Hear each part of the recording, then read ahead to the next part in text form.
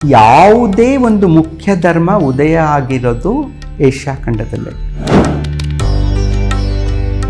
ಪಾಲಕ್ ಪಲ್ಯ ಮಾಡ್ದಂಗೆ, ಪಾಲಕ್ ನೀವು ಸೊಪ್ಪನ್ನು ಹೆಚ್ಚಿಟ್ಟು ಇಷ್ಟಿರುತ್ತೆ, ನೀವು ಅದನ್ನು ಬಾಡಿಸ್ಬಿಟ್ರೆ ಅದನ್ನು ಇದು ಮಾಡಿ ಮಾಡೋಕೊಟ್ಟು ಇಷ್ಟೇ ಆಗುತ್ತೆ.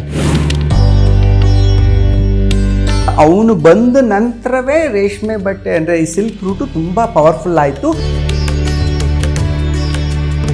ಕಪಿಗಳು ಮಾತಾಡ್ತಾರೆ ಅಂದರೆ ನಮಗೇನು ಸಮಸ್ಯೆನೇ ಇಲ್ಲ, ಇವಾಗ ಯಾರಿಗೂ ಸಮಸ್ಯೆ ಇಲ್ಲ.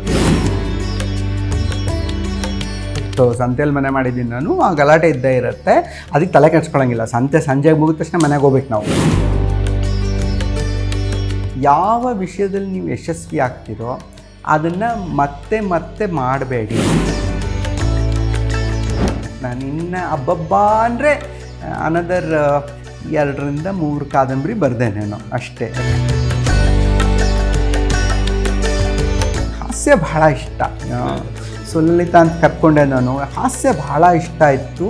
ಇವಾಗ ಇಷ್ಟೆಲ್ಲ ಈ ಥರ ಸಬ್ಜೆಕ್ಟ್ಸ್ ಎಲ್ಲ ಓದಿದ ಮೇಲೆ ಅನ್ಕತೆ ಹಾಸ್ಯ ಹುಡ್ತಾ ಇಲ್ಲ ನನಗೆ.